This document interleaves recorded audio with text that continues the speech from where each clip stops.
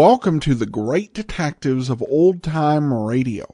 From Boise, Idaho, this is your host, Adam Graham. If you have a comment, email it to me, box13@greatdetectives.net. Follow us on Twitter at Radio Detectives and become one of our friends on Facebook, facebook.com/Radio Detectives. Before we get started, I want to encourage you as you're making your travel plans, remember JohnnyDollarAir.com. JohnnyDollarAir.com is a Priceline affiliate. So when you go to JohnnyDollarAir.com, you get all the benefits of going to Priceline.com, but part of your purchase price goes to support the Great Detectives of Old Time Radio at no additional cost to you. So remember, when making your travel plans, check JohnnyDollarAir.com first. Well, today marks the start of the last era in yours truly, Johnny Dollar, as Mandel Kramer takes over in the lead role. And he would continue in that role till the end of the series. And certainly, he was a good choice if what you wanted was someone who knew the radio business. He had started in radio back in the early 40s, so he'd been doing radio programs for 20 years. In fact, radio was essentially his entire career up until the late 50s, when he took on the role of Bill Marceau on the long-running soap Edge of Night. He did a lot of character work through most of his career. He was best known for the role of Harry Peters on Counterspy, a Phillips H. Lord production, and he held that role for 14 years from 1943 until 1957 when Counterspy went off the air. It was really only towards the end of the golden age of radio that he started to get some of these starring roles. Way back in season 2 of the Great Detectives of Old Time Radio, we played a series called The Abbotts, in which he was one of the actors to play the role of Pat Abbott. And we still have another series that he starred in called It's a Crime, Mr. Collins, which we're yet to play, but that also was from the mid to late 50s. So what Bill Johnstone landed for Johnny Dollar was a veteran radio man who knew the business and was an incredibly experienced actor. We'll talk more about Mandel Kramer after the program. But here from June the 18th of 1961 is The Low Tide Matter. Johnny Dollar. Mr. Dollar, this is Frederick Benham. Benham?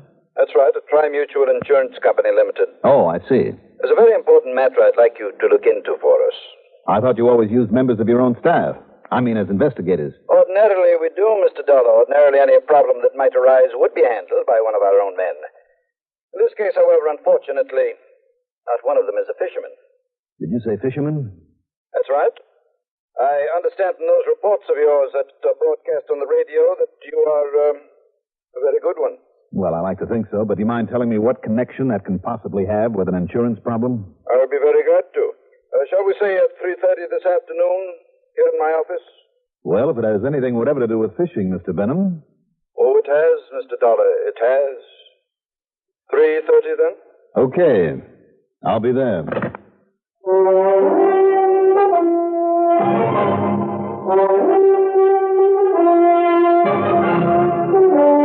The CBS Radio Network brings you Mandel Kramer in the exciting adventures of the man with the action-packed expense account. America's fabulous freelance insurance investigator, yours truly, Johnny Dollar.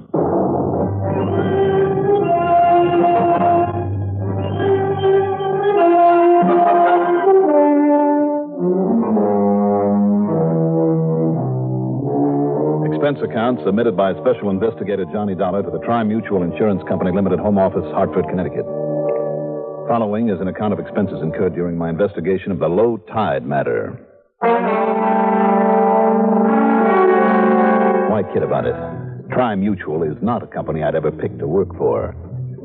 Although I'm sure they serve their clients very well, they just happen to be a notoriously stingy outfit when it comes to handing out money for assigned services. But it's the old story. Mention that magical word fishing, and I'm gone. Expense account item 1. At exactly 3:15 p.m., $1.20 for a cab to Mr. Benham's office in the Tri-Mutual building. Being the methodical sort that he is, he kept me waiting at the reception desk until the exact time of our appointment. Very well, Mr. Dollar. You may come in now. I was beginning to think you'd forgotten I was waiting out here.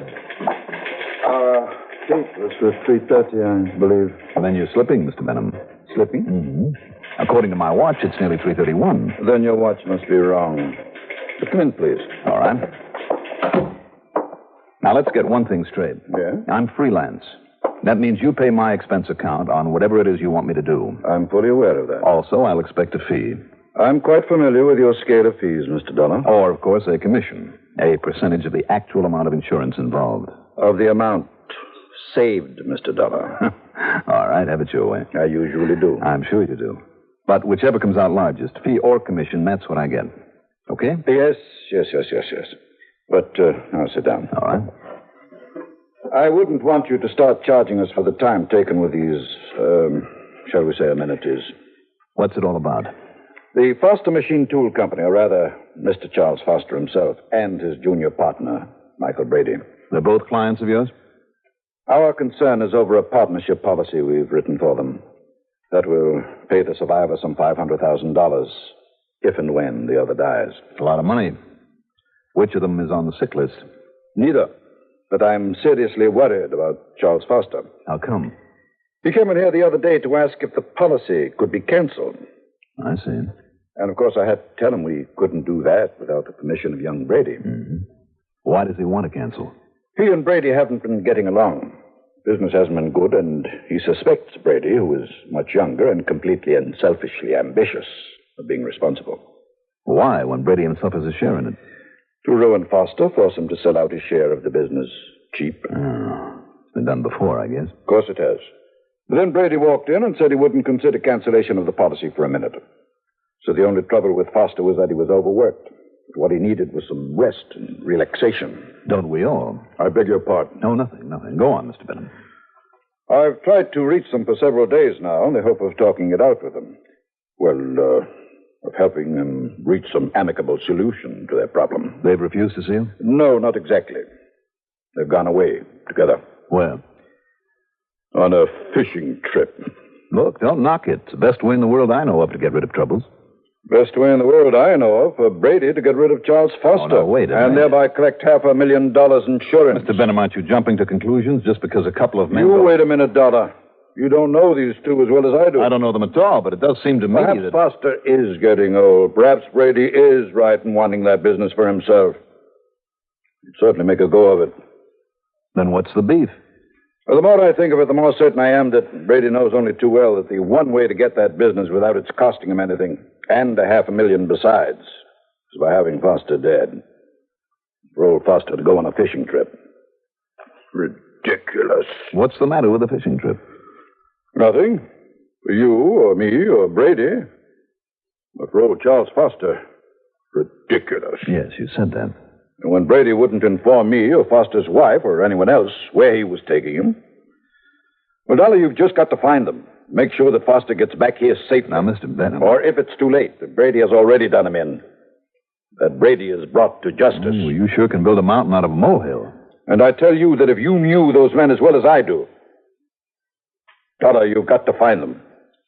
And don't forget there's a possibility of a commission on $500,000. Yes, but not much probability. I think you're going off half-cocked. Would you rather not take on this potentially highly lucrative assignment? Okay, as long as you're paying the bill, I'll go out and look for them. Good. Now, what's your first move? Well, you know something, Mr. Benham? Yes? I haven't the vaguest idea.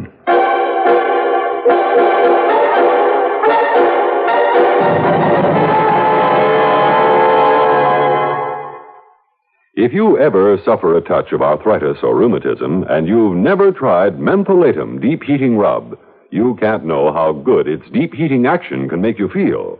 As you massage it into painful areas, you feel its deep heating action. You know relief is on its way.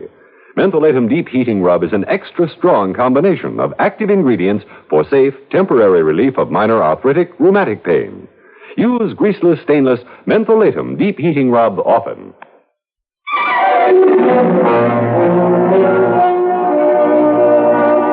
My first move was to call on Mrs. Charles Foster, a sweet, lovely little lady in her 60s. She was worried sick over the way her husband had suddenly taken off for parts unknown with young Michael Brady. She didn't trust Brady. She was afraid of him, of what he might do to get his hands on the business. By the time she got through talking, I began to wonder if maybe Fred Benham's fears weren't justified after all. Then I called on Mrs. Mike Brady. This was something else again. Kathy Brady was a living doll, and not one bit worried about the way her husband had taken off.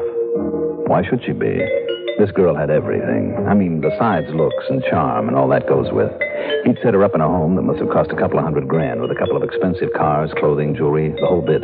Whether business was bad or not, they were living high on the hog, no doubt of it. And while Mike's away, Johnny, I'm having a ball. A flock of big parties that are really the most... I don't doubt it, Mrs. Brady, but oh, now what please, Johnny, call me Kathy. Okay. Now, Kathy... And if you're on the loose, if you'd like to be included in on some of these brawls... I'm afraid that I have a job to do. I have to find your husband. And I would certainly appreciate your giving me any ideas of where I could start. Oh, now look, honey, don't worry about Mike. He'll be back. He always comes back. He kind of likes me. You said always? Well, you don't think this is the first time he's just up and gone fishing or something? Well, where does he go? Oh, I don't know. Somewhere as far away from business as he can get.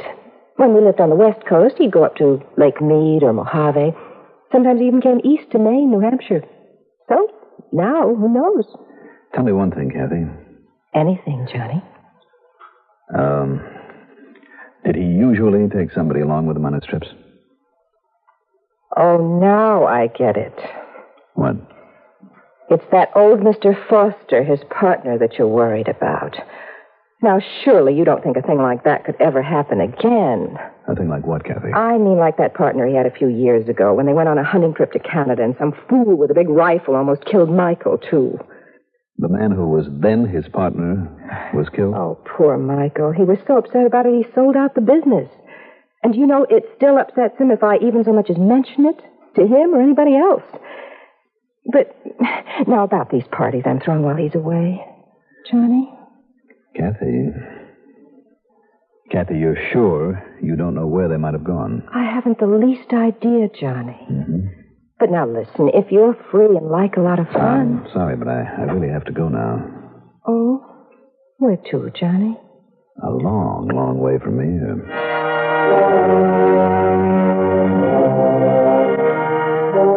Sure, Mike Brady could use $500,000. Living it up the way they obviously did. And what a plum that machine tool business would be if, that is, he didn't have to share it with an old man. And what about his former partner? Hunting accident? I'll bet. But where to start? I took a cab back to my apartment. That's item 3, $1.50. Poured myself a drink, pulled a steak out of the refrigerator, and then...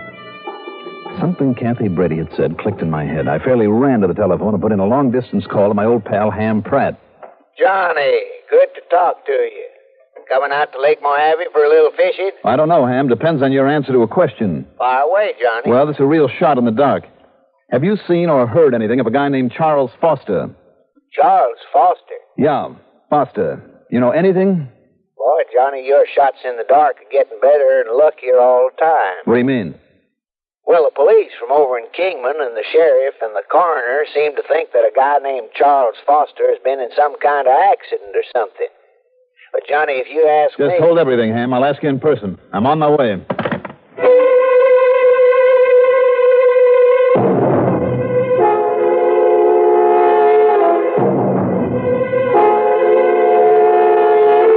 Item 4, $6 for a record-breaking taxi ride to Bradley Field.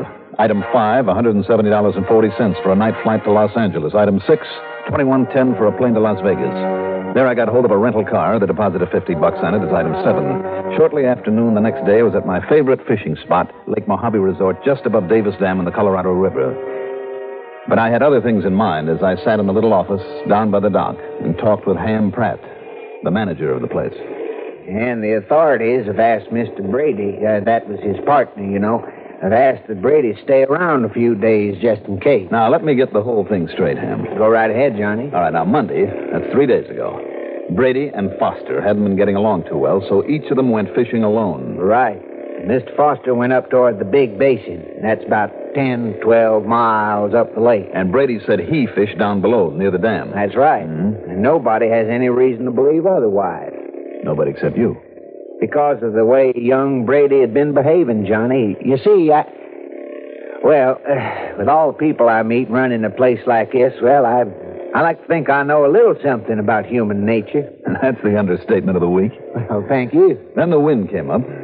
Yeah. All the rest of the fishermen came back in, including Mike Brady. All but old Mr. Foster. As soon as we dared, after the big blow let up a bit, we sent the launch out looking for him.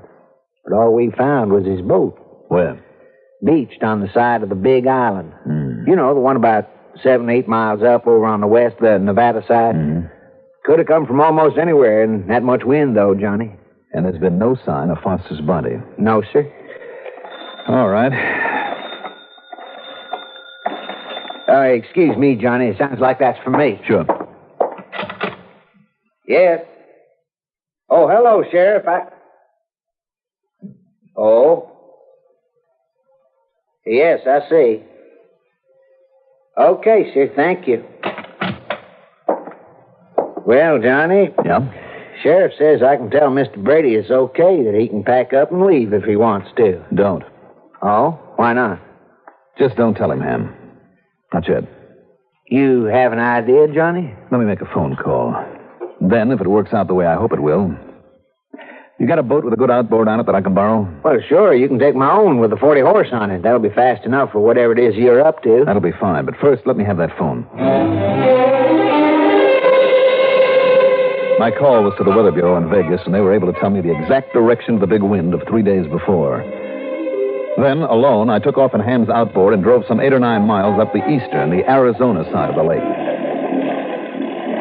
There, for the next few hours, I carefully explored every wash and cove that was a few degrees north of northeast of the big island on the opposite side, the one Ham had mentioned. Luck was with me. The lake was smooth as glass, the water clean. There were a few other boats around in some of the coves, fishermen. I hope I didn't disturb them too much with my prowling. I noticed that one boat kind of followed me as though the man in it hoped I might lead him to a hot fishing spot. He didn't follow me into the cove they call the rock pile, where a lot of huge boulders have fallen from the cliffs above into the deep, clear water. And there I found it. The body of a man, wedged down between two rocks some 15 feet below the surface. One foot apparently was tangled in an anchor line. I quickly stripped down to my shorts, dove on over the side.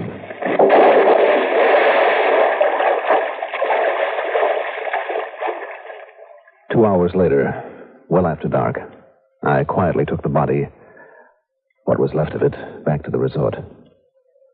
The body of Charles Foster. And you don't think we ought to notify the sheriff's office? Not yet, Ham, because we haven't any proof that he was thrown overboard with that anchor tied to his leg. Even the bruises on what's left of him don't really prove anything. Pretty diabolical, Johnny. If you hadn't been carefully looking for him in those coves, I mean at that depth and with usually a ripple on the water. I know. That dead calm was the only thing that made it possible.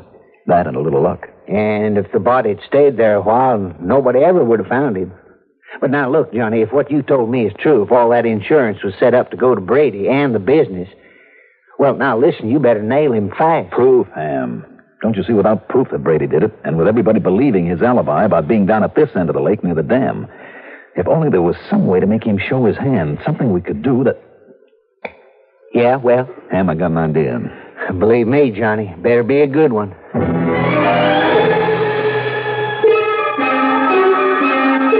Oh, now don't tell me how you cooked this yourself, Mr. Pratt. Hardly. I just had it sent over from the cafe. Nothing wrong with it, I hope. Well, can't you tell by the way I'm making a pig of myself? It's fine. More coffee, Mr. Brady? Yes, thank you. But, you've aroused my curiosity. Oh? About what? Just why you asked me here to have breakfast with you.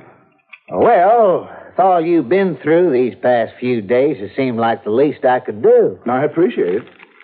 Oh, a cigarette? Oh, no, thanks. You go right ahead, though. Thank you.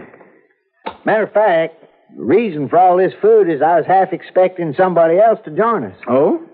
Who? Old friend of mine who pulled in here yesterday afternoon. His name is, oh, now, maybe that's him now. Come in.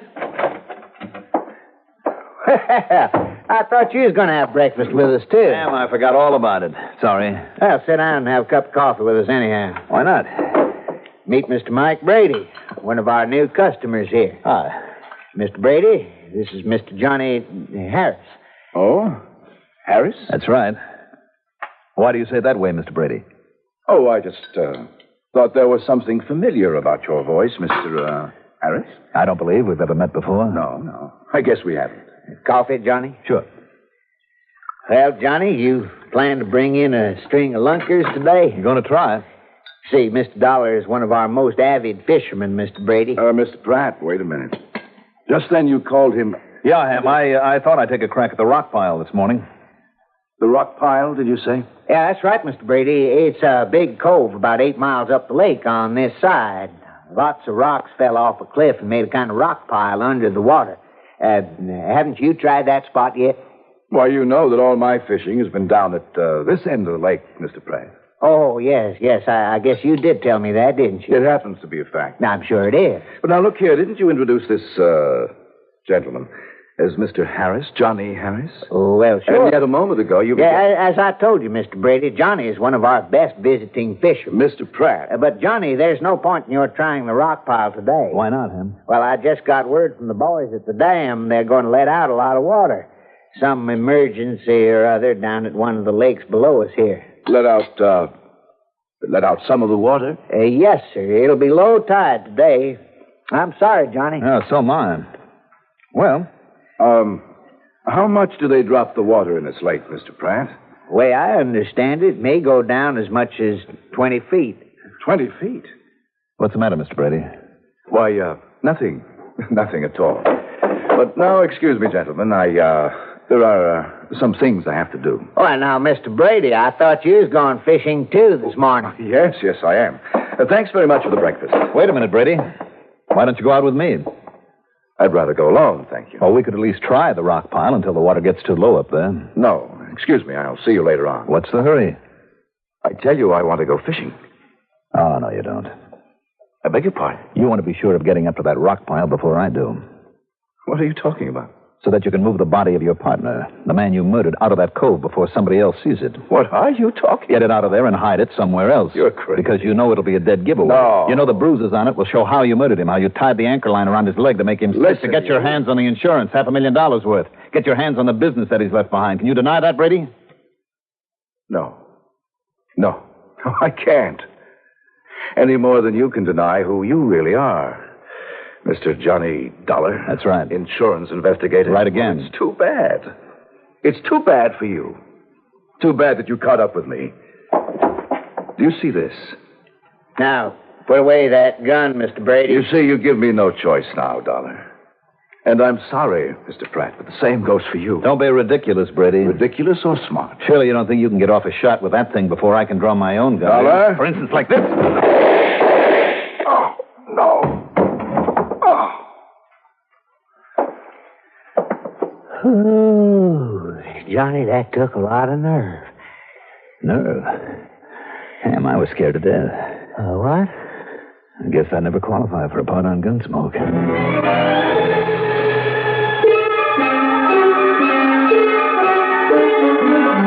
Needless to say, Ham's talk about dropping the level of Lake Mojave by a full 20 feet was all a bluff, but it worked. Expense account total, including the trip on back to Hartford. Well, Mr. Benham, I think I'll just forget that. In view of my nice fat commission on that $500,000 policy. Yours truly, Johnny Dollar.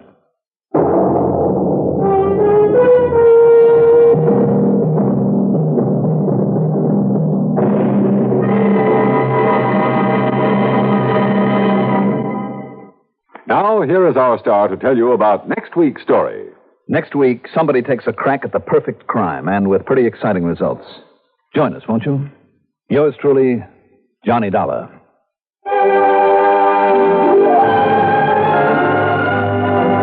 Yours Truly, Johnny Dollar is written by Jack Johnstone, produced and directed by Bruno Zerato Jr., musical supervision by Ethel Huber.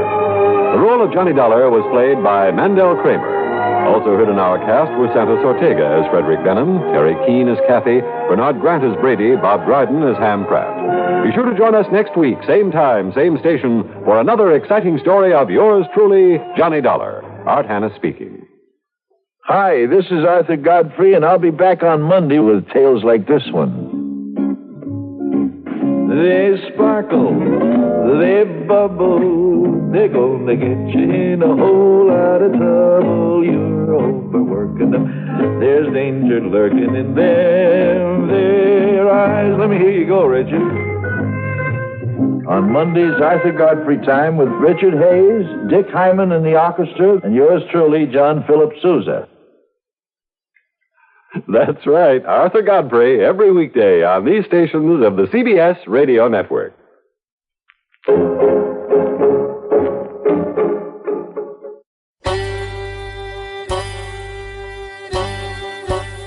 Hi, this is Andrew from OTRWesterns.com. I wanted to invite you to come take a look at our site where we put out podcasts of old-time radio westerns. Check us out at OTRWesterns.com. You're listening to The Great Detectives of Old Time Radio with Adam Graham. Now let's get back into the show.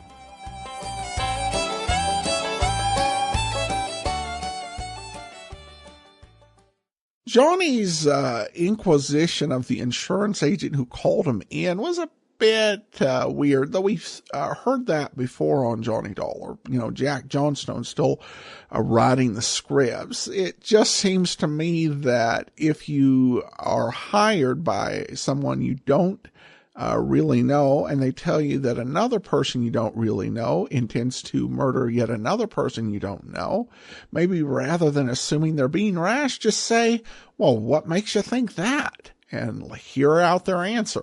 Revolutionary idea, I know. But in terms of Mandel Kramer's performance, I thought it was fine. In many ways, he brings, I think, maybe a bit more weight than Bob Reddick did. He's closer in age to Bob Bailey, and so his voice conveys a bit more experience and authority, but I thought that he did a solid job and that we're going to enjoy listening to him. Kramer did not actually have a lot of roles on screen, but he actually appeared on screen for thousands of hours. And that's because one of the only 3 roles that is listed in his IMDb profile is the role of Bill Marceau on The Edge of Night. And he played that role. There do seem to be some varying accounts. IMDb sets the start of his tenure as 1961. Wikipedia sets it as 1959. I listened to a radio program interview he did on Golden Age of Radio talking about his career. And the way he said it, it sounded like he may have been there from the beginning of Edge of Night in 1956. Regardless, he was in that role from whenever he started all the way until 1979. So incredible tenure and filming around 4, sometimes 5 shows a week. And continuing to film live, even into 1975, where this interview was recorded. It's worth noting that he still maintained a passion for radio even while he was doing that. He was a big force in the CBS Mystery Theater and played quite a few roles in that. So we really are getting to listen to a consummate radio professional here. All right, listener comments and feedback now. Bill asked regarding the stock and trade matter. Hi, Adam. Yet another episode with Mandel Kramer in a supporting role to Bob Reddick's Johnny Dollar before he assumed the role. I believe this was the 4th time. Do you know how many times Kramer guested before assuming the role? Thanks. Well, it was just the 4 that we have in circulation, but remember there are several Bob Reddick episodes that are not available. Could have been 1 or 2 others We don't know because unlike the West Coast scripts to yours truly, Johnny Dollar, are mostly available over at the Thousand Oaks Public Library, and a lot of researchers have been in and have looked at those scripts and gotten information on it, which, John Abbott did with the book, The Who Is Johnny Dollar Matter. However, for the East Coast, the New York, yours truly, Johnny Dollar, those scripts are not over on the West Coast, so we have no way of knowing how many of the other scripts that Mandel Kramer appeared in. Thanks so much for the comment, Bill, and that will do it for today. Join us back here tomorrow for Dragnet. Next Friday, another episode of yours truly, Johnny Dollar. In the meantime, send your comments to box13 at greatdetectives.net. Follow us on Twitter at Radio Detectives, and become one of our friends on Facebook, facebook.com/Radio Detectives. From Boise, Idaho, this is your host, Adam Graham, signing off.